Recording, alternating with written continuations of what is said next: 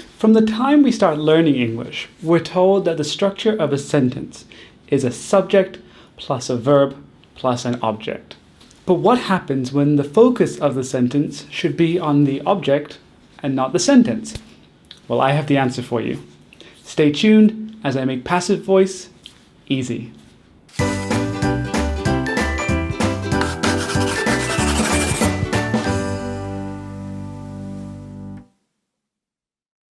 Hi everyone, how are you? I'm Edward from English Made Easy, and today we're going to look at one of the most commonly misused parts of the English language, passive voice. There's a few elements of passive voice which we need to understand and will be explained throughout this lesson. What is passive voice? When do we use passive voice? And how do we use passive voice? We'll go through each of these sections individually and make sure you have a really clear and high-level knowledge of the topic. Once we have covered the what and the when of passive voice, we'll look at specific examples to make sure you understand the how part of using passive voice.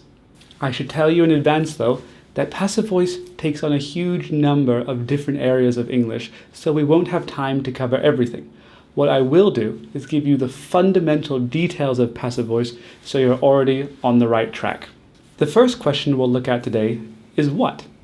What is passive voice? Passive voice is a grammatical structure used when the focus of the sentence should be either on the action or the object the action is happening to.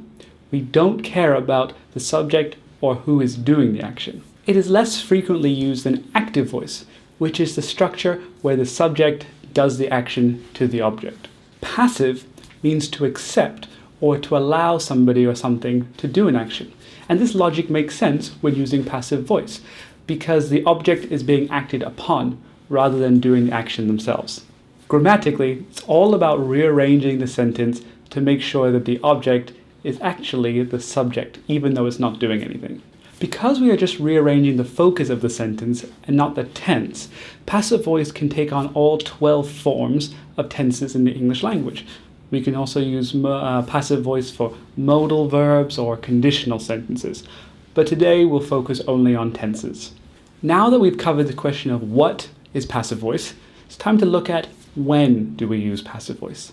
The decision whether to use or not to use passive voice will depend on what's happening and who's doing it. Take a look at this picture, for example. We have a car and we have a man. The car is hitting the man. As humans, do you think we care more about the car or more about the man? I hope you answered that you care more about the man than the car. Because of this, we shouldn't say the car is hitting the man. Instead, we should say the man is being hit by the car. They're both grammatically correct, but one sentence focuses on the car, the other sentence focuses on the man. Here's another example. My bike was stolen. In this sentence, we focus on the bike and the action stolen. In fact, we don't even include who stole it because it's not important to the sentence. Understanding what passive voice is and when to use it is not too complicated. Understanding how to use passive voice can be a little bit more confusing, however. In order to really use passive voice correctly, you have to be very confident with a few aspects of the English language. 1. The English tenses. Check out the link above to watch my videos covering the English tenses. Number 2, the past participle. This is sometimes referred to as verb 3 or the third form of a verb. Number 3, the verb to be and just how flexible it truly is.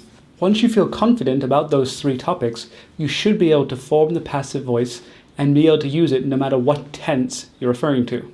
The general structure for passive voice is a subject plus the verb to be plus the past participle. Occasionally, we also add the object, but it isn't always necessary. The part of this structure which modifies the tense is the verb to be. If you're really confident with your English tenses and the verb to be, you'll probably be able to change the verb to be to match which tense you'd like to use. If you aren't so confident, then you need to check out this table and do your best to understand why the verb to be changes in the way it does, depending on the tense.